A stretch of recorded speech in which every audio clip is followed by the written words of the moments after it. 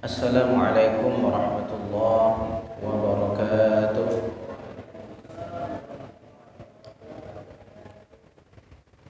Alhamdulillahi rabbil alamin. Wal 'aqibatu lil muttaqin fala 'udwana illa 'alal zalimin. Asyhadu an la ilaha illallah wahdahu la syarika lah. Wa asyhadu anna sayyidana Muhammadan 'abduhu wa rasuluh. Allahumma salli wa sallim wa barik wa karrim wa 'azzim ala sayyidina wa maulana Muhammadin sallallahu alaihi wasallam, tibbil qulubi wa dawaiha wa afiyatil abdani wa shifaiha wa nuril absari wa dhiyaiha wa ala alihi wa sahbihi wa sallim tasliman katsira. Rabbi shrah li sadri wa yassir li amri wahlul 'uqdatam min lisani yafqahu qawli, amma ba'du. Segala puji milik Allah, Zat yang maha baik, Zat yang maha pemurah, Zat yang maha pemaaf. Dialah Allah subhanahu wa ta'ala yang dimana perbuatannya sesuai dengan prasangka hamba kepadanya. Allah subhanahu wa ta'ala berfirman di dalam hadis qudsi, ana 'inda dhanni 'abdi bi, saya sesuai dengan prasangka hambaku kepadaku. Hamba yang memiliki prasangka baik kepada Allah, maka dia akan mendapatkan banyak kebaikan. Hamba yang memiliki prasangka buruk kepada Allah, maka juga hamba tersebut akan banyak mendapatkan keburukan. Ya, itu bagian daripada sifat baiknya Allah. Jadi mari sama-sama kita belajar, kita duduk, menata hati, berpikir positif untuk selalu berhusnudzon, berbaik sangka dengan Allah subhanahu wa ta'ala. InsyaAllah bagian dari ciri tanda Allah cinta sama kita, Allah sayang sama kita, yaitu diberikannya kepada kita kesempatan untuk duduk di sini, Pak. Kesempatan kita untuk mengingatnya, kesempatan kita untuk sujud di hadapannya. Yakinlah bahwa sejatinya tanda cintanya Allah kepada hamba adalah saat ketika hamba tersebut dilunakkan hatinya untuk beribadah, dilunakkan hatinya untuk belajar, dilunakkan hatinya untuk menuju kepada Allah subhanahu wa ta'ala.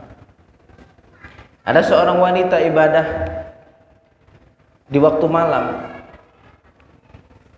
lalu tuannya mendengar wanita ini berdoa. Apa doanya? Ya Allah, dengan cintamu kepadaku, maka tunaikanlah hajat-hajatku. Apa yang diminta? Ya Allah, dengan cintamu kepadaku, dengan kemuliaan cintamu kepadaku. Jadi dengan begitu pede mengatakan apa? Dengan cintamu kepada yakin Allah cinta sama dirinya. Maka muliakanlah kami, tunaikan hajat kami ya Allah dengan kecintaanmu kepadaku. Seorang tuan dengar, Pak. Selesai sholat, selesai munajat, nanya, wahai si fulana, kenapa engkau mengatakan dengan cinta Allah kepadamu? Dari mana engkau tahu kalau Allah cinta kepadamu? Nah, kita kan belum ada jaminan Allah itu cinta atau tidak sama kita, gitu dah. Tapi seorang wanita ini sangat begitu memahami, sehingga dia katakan, ya Allah, dengan cintamu kepadaku berkahilah diriku, tunaikanlah hajat-hajatku. Lalu ketika ditanya, dari mana engkau tahu kalau Allah mencintai dirimu? Lalu wanita tersebut mengatakan, kalaulah bukan karena cinta Allah kepada diriku, maka mustahil saya diizinkan untuk berada di hadapannya waktu malam ini. Kalau bukan karena cinta Allah, tidak diizinkan kita itu berada di hadapannya, bermunajat, meminta kepadanya, mustahil. Ya, itu ciri-ciri bagian dari tanda cintanya Allah. Jadi seandainya Pak Ibu, hati kita terasa tertuju kepada Allah walaupun dengan banyak kekurangan, oh kita banyak dosa, banyak lalainya, tapi masih dari hati paling kecil tujuan kita kepada Allah. Kenapa tujuan kepada Allah? Karena kita melihat kiri kanan, tidak ada lagi hal yang bisa kita harapkan selain Allah. Apa yang naik kita harapkan di dunia ini, Pak? Ketenaran. Lalu setelah tenar, apa yang naik kita dapatkan dari tenar itu? Bahagia? Enggak. Paham? Kekayaan yang kita cari di dunia, setelah kaya apakah bahagia? Tidak, malah ruwet pikirannya. Orang makin masyhur makin pening pikirannya, Pak. Makin banyak manusia yang akan bertemu dengannya, mengganggu hatinya, mengganggu ketenangan hidupnya. Itu sah pasti. Jadi seseorang yang di dalam hatinya terpaut hatinya kepada Allah, itu sah pasti ada tanda cinta Allah di dalam hatinya dan cinta Allah kepadanya. Ada sedikit saja keinginan kita itu ingin menuju Tuhan, itu sudah ciri-ciri Allah cinta. Hanya saja nanti proses perjalanan menghantarkan kita kepada pendekatan kepada Allah, mungkin dari ngaji, mungkin dari cinta kepada orang soleh. Itu dah sah ciri tanda Allah sayang, Pak. Seneng dengar-dengar kekasihnya Allah, dengar para ulama, dengar para habaib, hati rindu pengen berjumpa, pengen sentuh tangannya, pengen cium tangannya. Itu dah sah ciri Allah itu cinta. Maka ketika tanda cinta itu ada dalam diri kita, cinta Allah kepada diri kita, maka pupuklah cinta tersebut. Banyak zikir, banyak ingat kebaikan-kebaikan Allah, maka itu akan tumbuh menjadi cinta yang lebih besar. Dan butuh ilmu, kembali lagi, untuk bisa menumbuhkan rasa cinta di hadapan Allah hati kita. Maka bagian dari wasilahnya adalah ilmu. Karena wasilah dari untuk bisa menambah rasa cinta adalah tafakur. Seseorang akan tumbuh rasa cinta saat ketika mengenang. Kita tidak usah ngomong tentang cinta kepada Allah dulu. Orang yang pernah jatuh cinta, coba, cinta itu akan menjadi kuat saat ketika kenangan diingat. Ayo, Allah itu membuat kita itu fase ABG, anak baru gede, anak-anak remaja. Itu pasti dilewati masa-masa jatuh cinta, cinta monyet. Supaya di waktu baru mau hidup, Allah sudah ajarkan apa itu makna kerinduan, apa itu makna menanamkan rasa cinta. Akhirnya seseorang yang sedang jatuh cinta akan tumbuh ketika bertemu, akan tumbuh ketika membayangkan kenangan-kenangan dan kebaikan. Tumbuh. Akhirnya di masa dewasa dia paham, cinta abadi, cinta hakiki cuma cinta kepada Allah. Pas kapan akan tumbuh? Pas ketika membayangkan kebaikan-kebaikan Allah. Orang yang tidak membayangin kebaikan Allah, yang tidak ada rasa rindu kepada Allah, ya, coba sesekali kita duduk merenung, Pak. Loh, selama ini yang ngasih nikmat kepada kita siapa? Allah. Tapi selama ini kita menjadikan Allah tak jadi sebagai tujuan. Tapi Allah tetap ngasih kesempatan, tetap membiarkan kita sama orang yang berbuat baik sama kita. Sekali kita khianat, tidak mau lagi, Pak. Coba, siapa manusia yang sebaik itu? Sebaik Allah? Ada. Dia ngasih kepada kita bantuan, ngasih pertolongan, ngasih kebaikan. Sekali kita khianat, dah, aku tidak mau lagi bantu kamu, aku tidak mau lagi nolong, gitu tak? Ya, sekali khianat. Kita punya karyawannya sekali khianat, dah, aku tidak percaya lagi. Tapi Allah setiap hari kita khianat, Pak. Allah jadikan hati kita cuma untuknya. Allah jadikan hati cuma untuk mencintainya, tapi setiap hari hati kita tidak terpaut kepadanya. Apa tidak khianat namanya itu, Pak? Ya tak? Allah itu cuma mau, ingat ini nasihat untuk saya, untuk semuanya. Allah itu cuma mau hati kita cuma untuknya, Pak. Ingat ini, hati kita ini kecil diciptakan Allah, dan Allah mau hati kita ini cuma untuknya. Itu bagian dari makna wa ma khalaqtul jinna wal insa illa liya'budun. Aku tidak ciptakan jin dan manusia kecuali untuk menyembahku, kecuali untuk mengesakanku, kecuali untuk mencintaiku. Allah cuma mau, wahai hamba, sudah kamu aku berikan hati, tapi ingat hati ini cuma untukku. Berikanlah semuanya sepenuhnya untukku. Tapi setiap hari kita kasih kepada selain Allah. Apa? Nafsu. Berikan kepada siapa? Dunia. Apa? Syahwat. Ya, tapi Allah kok terus menunjukkan sifat marah? Enggak, Pak. Enggak. Dibiarkan barangkali hamba ini bertaubat, sesekali terus diberikan kebaikan. Sesekali Allah ingin berikan pelajaran supaya ingat sedikit, bukan pelajaran sentilan kasih sayang. Dikasih musibah, bala, sesekali hamba ini sebut nama Allah dengan mesra, ya Allah, ya Allah, ya Allah. Sesekali pengen hamba itu menyebut nama Allah dengan mesra. Malaikat Jibril salah satu tugasnya itu mengkabulkan doa. Ketika yang berdoa itu orang yang disayang, tidak dikabulkan sama Allah. Dalam rangka apa, Pak? Dalam rangka saya masih rindu pingin hamba ini mesra menyebut namaku, saking cintanya. Pernah dulu jatuh cinta?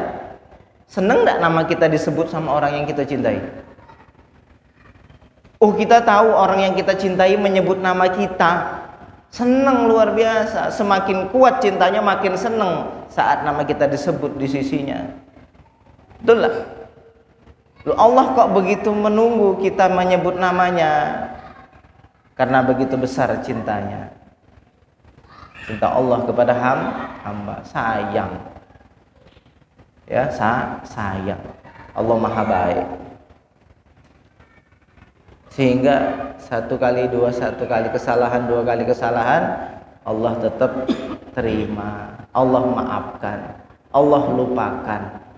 Sekali saja taubat kepada Allah, Allah terima taubatnya, senangnya luar biasa. Ya. Pokoknya orang kalau tahu cinta orang tua ke anak, pasti orang tua anak itu akan mencintai, rindu kepada orang tua. Ya, itu sudah sah pasti. Dan kalau paham makna itu, dia akan paham makna hakikat cinta Allah kepada dirinya. Jadi bagaimana caranya, Pak? Merenung. Sesekali duduk mengingat kebaikan Allah yang Allah berikan. Duduk, Allah kasih napas, Allah kasih nyawa, Allah kasih hidup, Allah kasih keselamatan, Allah kasih kesehatan. Lihat orang-orang yang sedang sakit, tak bisa bernapas, sulit bernapas, tak bisa berjalan, Allah kasih kita kebaikan. Melihat dari nikmat zahir, belum nikmat batin, kasih iman, kasih kesempatan bisa duduk di majelis ta'lim, masih ada kesempatan untuk berzikir. Masya Allah, ini kenikmatan besar dari Allah Subhanahu Wa Taala. Wujud dari tanda cintanya Allah kepada hamba. Keselayaknya cinta ini kita balas dengan cinta, kerinduan kepada Allah.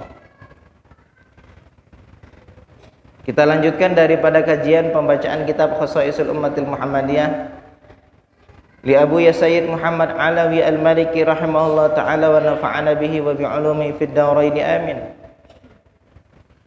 Qala fadailus shalah. Ya, ini tentang keutamaan salat. Ya. Wa min syarafil ummatil Muhammadiyah, dan termasuk dari kemuliaan umat Muhammadiyah, umat Nabi Muhammad. Ma ja'alahu Allah ta'ala laha minal fadail ala ada'is salawati wal muhafadhati 'alaiha, yaitu kemuliaan yang Allah jadikan untuk orang-orang yang menjalankan salat 5 waktu.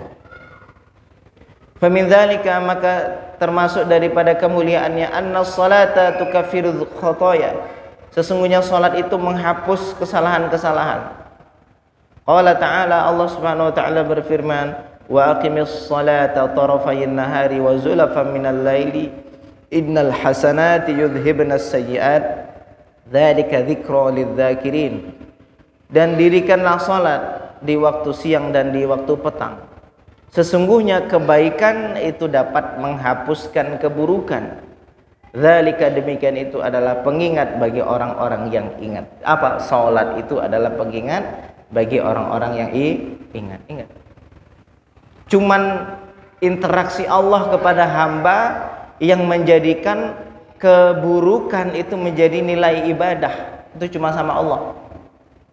Kita kalau sama orang, dia punya catatan amal buruk sama kita, punya sejarah kelam, dia nyakitin kita, zolimin kita, apalagi apapunlah keburukan yang dia lakukan, kadang itu sulit untuk jadi kebaikan yang akan kita lupakan. Betul lah, Pak? Orang diburuknya sama kita itu terbayang sama kita, Pak. Sebaik apapun nanti dia masih terbayang sama kita. Tidak murni kita hapuskan. Tapi Allah jadikan hal buruk itu bisa menjadi loncatan kebaikan. Cuman interaksi sama Allah yang bisa begitu. Paham ya? Kita sama kita punya sejarah kelam buruk, itu akan jadi kenangan, tak akan bisa dilupakan, dan tidak akan bisa murni akan jadi baik seperti orang yang tak punya masalah. Tapi kalau sama Allah, buruk bisa menjadi loncatan baik, bahkan bisa menjadi orang terkasih di sisi Allah. Kalau sama Allah tuh paling enak lah. Kok bisa begitu ya? Ada orang maksiat seumur hidup diampuni sama Allah saat ketika taubat di akhir hayat, langsung jadi wali. Apa artinya jadi wali? Jadi kekasih. Sepanjang hidupnya loh, dari mulai akil baligh itu maksiat, tidak pernah ibadah, tidak pernah sholat. Akhir hayat dia bertaubat dengan cara taubat yang benar, Allah cinta jadi wali. Allah lupakan itu loh yang buruk-buruk selama ini. Kalau kita bisa begitu Pak? Tidak bisa. Sesama kita tidak bisa. Buruk banyak, tiba-tiba ada suatu kebaikan, kita melupakan keburukannya, mengingat kebaikannya. Tidak bisa. Cuman interaksi sama Allah yang bisa begitu. Makanya hal-hal seperti ini jadi tambahan wawasan. Untuk apa? Untuk supaya pola pikir kita terbentuk bahwa sejatinya yang layak untuk kita tuju cuma satu. Apa? Allah. Selain itu ngecewain, ya. Ayo kita renungkan. Cuma Allah yang berinteraksi dengannya, tidak bikin kita kecewa, yang sabar dengan kita, yang membalas kebaikan-kebaikan yang dilakukan hamba. Innal hasanat yudhhibnas sayyi'at. Sesungguhnya kebaikan itu akan menghapuskan keburukan. Ada seorang hamba di dalam kitab dikarang, di dalam kitab Mukasyafatul Qulub. Ada seorang hamba yang punya dosa, dia terus setiap malam menulisnya dalam tulisan, dalam buku. Hari ini maksiat apa, malamnya dia catat maksiat yang dia lakukan, ditulis maksiat. Suatu ketika dia mau tulis maksiat tersebut di satu kitab. Ketika ditengok kosong, hilang tulisannya, itu hilang, putih, tidak ada lagi tulisan maksiat. Cuman ada satu tulisan. Apa tulisannya? Innal hasanat yudhhibnas sayyi'at. Sesungguhnya kebaikan akan menghapus keburukan. Allah tidak ridho kalau kita itu nginget-nginget keburukan kita, seolah-olah Allah itu tidak melupakan itu. Ya Allah tuh tidak senang begitu. Seolah-olah maksiatmu yang kau tulis di situ, seolah-olah Allah tidak melupakannya dan tidak menghapusnya. Allah tidak senang. Jadi terhapus semua tulisan itu. Tersisa satu ayat, innal hasanat yudhhibnas sayyi'at. Ingat, kebaikan itu bisa menghapuskan keburukan. Ingatkan itu, nyadarkan kepada si fulan tersebut, Allah itu pengampun. Sama halnya orang pelaku maksiat yang mengatakan, "Dah, Allah ini tidak akan ngampunkan dosa saya terlalu banyak." Nah, keyakinan Allah tidak ngampunkan itu satu dosa yang lebih besar dari dosa dia yang dia lakukan selama ini. Saking baiknya Allah, tidak mau Allah itu diklaim sebagai Tuhan, sebagai pemilik alam yang pendendam. Allah Tuhan kita itu tidak pendendam, Pak.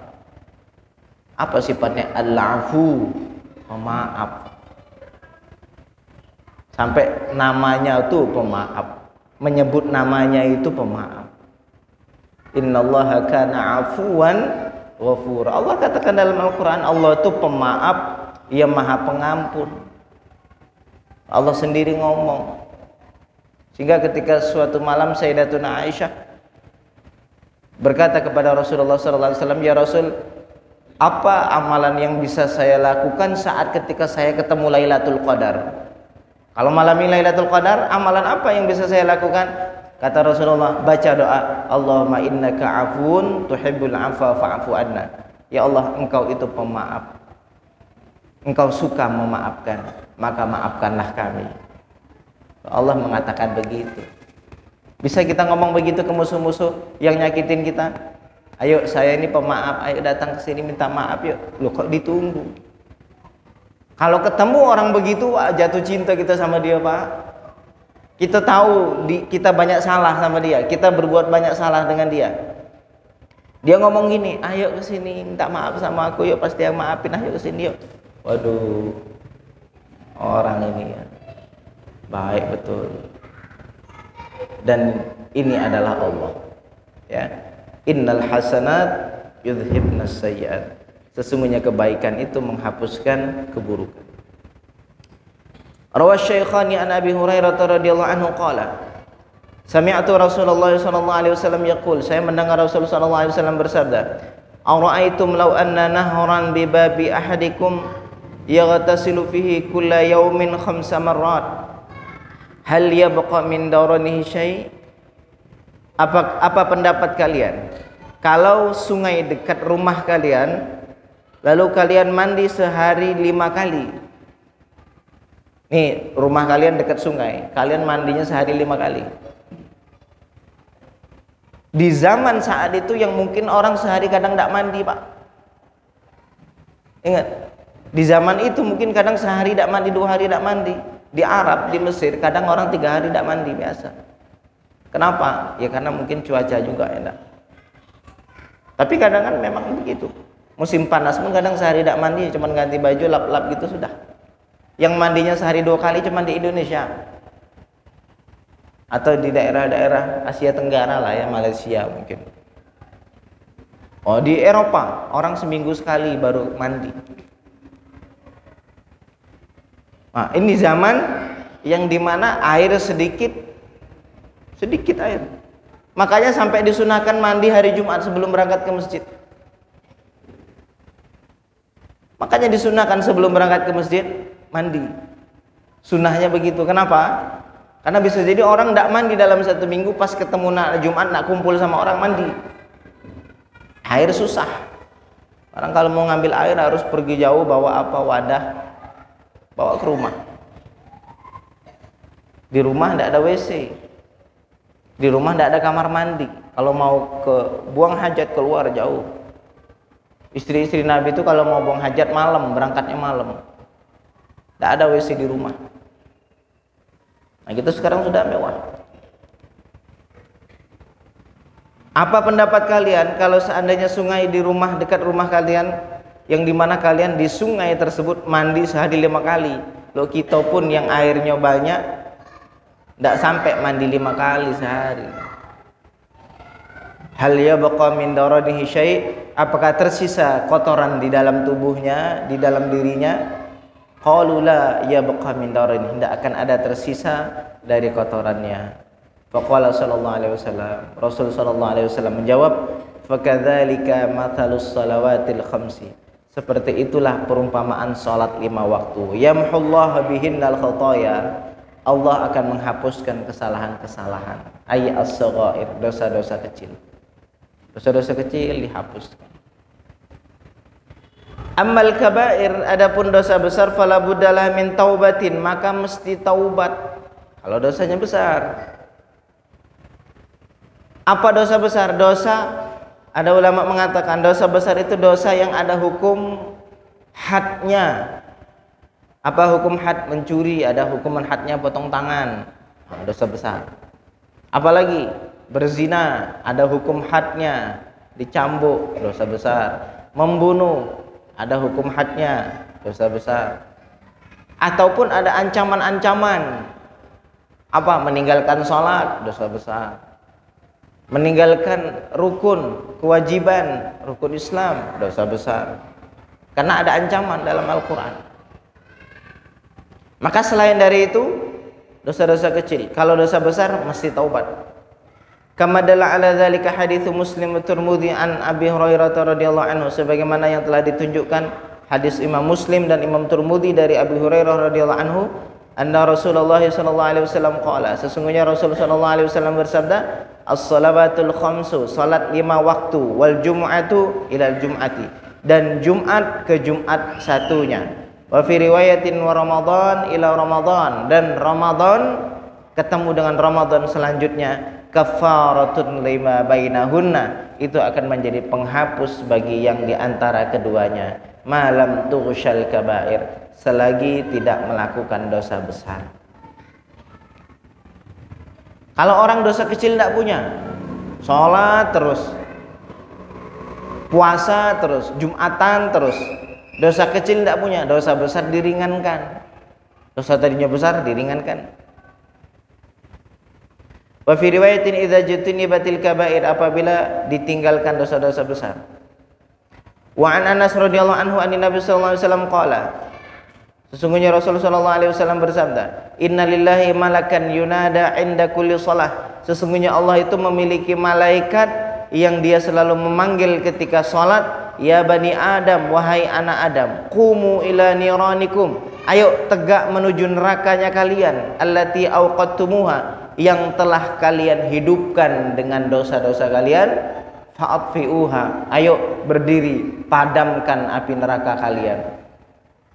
Kita tuh semacam kalau berbuat dosa, kita tuh ngidupin api apa? Api neraka.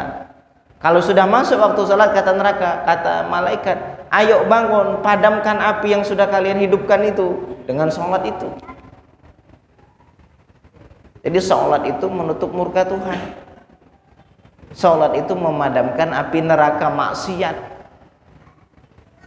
Banyak orang tuh kalau maksiat hidupnya tidak tenang. Kenapa? Dalam hatinya ada api.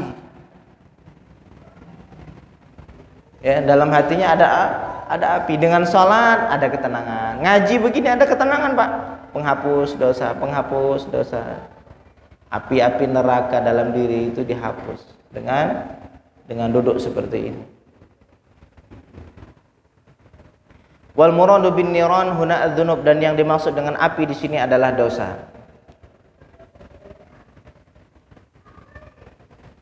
Wa an Abi Muslim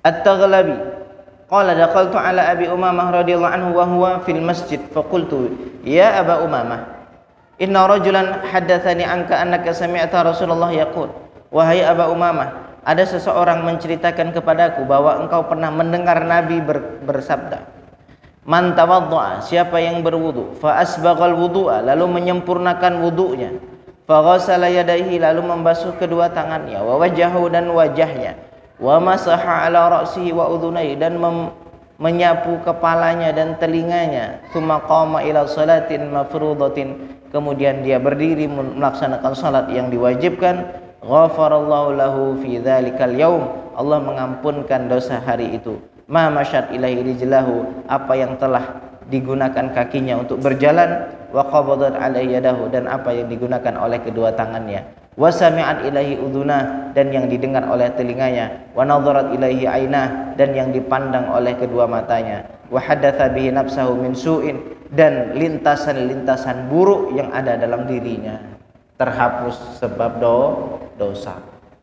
Makanya biasanya salah satu faedah kalau Allah ciri menghapuskan dosa selepas sholat, ada ketenangan dalam sholat. Selesai sholat itu ada ketenangan.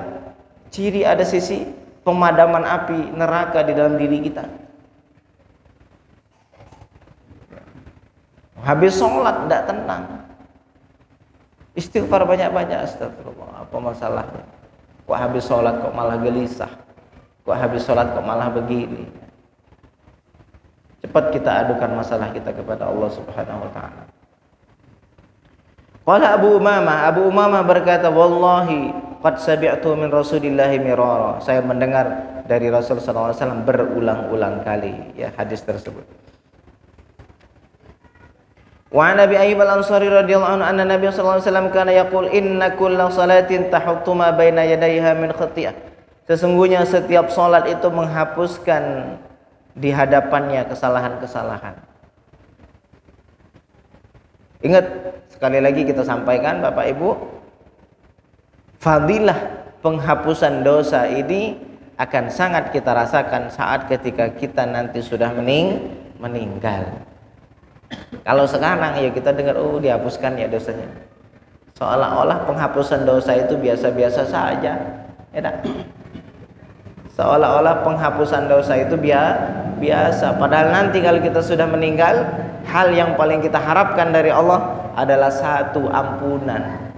Apalagi orang sudah masuk di pengadilan hisab. Pengadilan hisab itu kita diintervensi habis-habisan. Tidak bisa nolak, tidak bisa ngalih, tidak bisa berpaling, tidak bisa hilah. Pengadilan. Enak orang ditanya, hakim nanya gini-gini, kau ngapa gini? Ini di tanggal itu begini.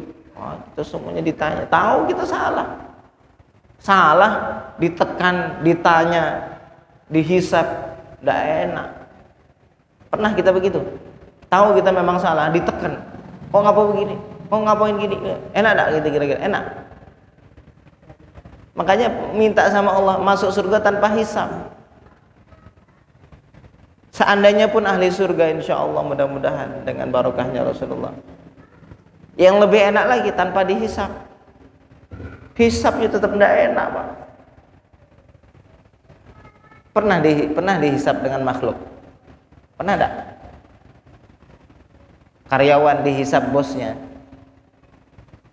Jam berapa balik kerja gitu? Itu pening kepalanya tuh, panas tuh, walaupun tahu salah itu.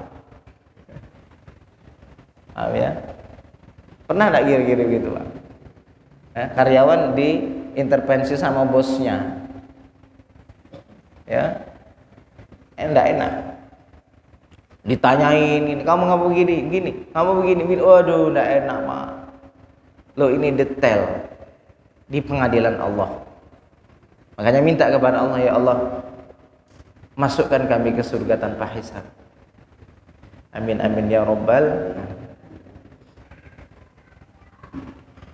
Wa min dzalika, dan termasuk dari demikian itu, anna sholata tarfa'ud darajat, sesungguhnya salat akan meninggikan derajat. Rawah Muslim an Ma'dan bin Abi Talhah radhiyallahu anhu qala laqitu Thauban maula Rasulillah faqultu akhbirni bi'amalin 'amaluhu yudkhilunillahu bihi al-jannah. Kata Abi Talhah, saya bertemu dengan Thauban maula Rasulullah sallallahu alaihi wasallam, lalu saya bertanya, wahai Rasul, beritahukan kepadaku amalan yang ketika aku amalkan itu memasukkan diriku ke dalam surga. Ini sahabat kalau nanya Rasul, nanyanya begitu. Amalan apa ya Rasul kira-kira yang bikin saya bisa masuk surga dan jauh dari neraka? Wahai Rasul, tunjukkan saya satu amalan yang buat Allah ridho. Itu sahabat nanyanya begitu. Kalau kita datang ke kiai, yang kita tanya apa? Kiai, aku ini buka usaha. Gimana caranya usaha ini lancar ya? Apa doanya kiai? Apa ada jampi-jampi kiai? Datang. Sahabat nanya ke Rasul, ya Rasul, asabtu haddan, saya melakukan dosa besar. Fa'aqim alayya, ayo tegakkan hukuman itu kepadaku. Sahabat begitu. Tahu salah, tahu punya hukuman, yang ngadu ke Nabi minta dihukum. Karena saking tidak mau nanti azabnya di neraka, tidak apa-apalah di dunia dihukum sama Rasul, tapi yang penting di akhirat tidak. Itu sahabat. Ya Rasul, saya begini, saya punya dosa ini, bagaimana caranya ya Rasul? Ada seorang wanita berzina, ya Rasul, saya berzina, saya binasa dengan berzina, ya Rasul, rajam saya ya Rasul. Rasul berpaling, Caca tidak tahu. Datang lagi, ya Rasul, saya berzina ya Rasul, Caca tidak tahu Rasul.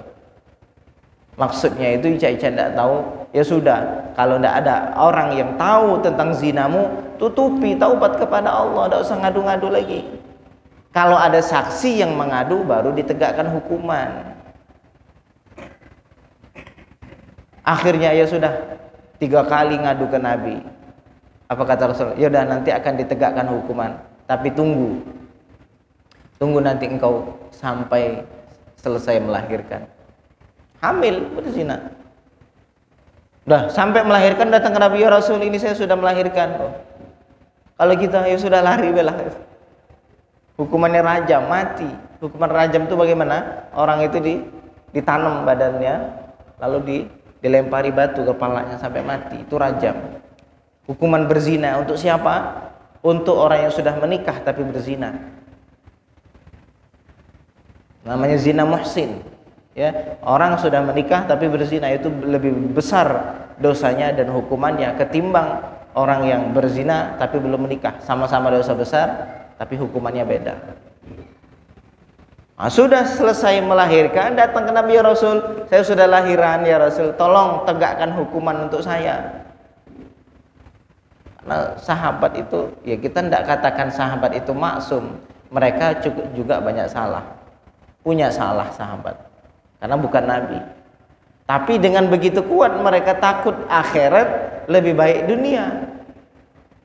Ya sudah, kata Nabi, tunggu selesai masa menyusui, baru dah 2 tahun selesai menyusui, datang lagi ke Nabi, ya Rasul, tegakkan hukum had kepadaku, hukum diriku, rajam diriku. Nah, itu sahabat, Pak. Jadi boleh kita mengadu ke siapapun, ke kiai, ketemu kiai, Habib, hati saya ini keras, doakan biar hati saya lembut.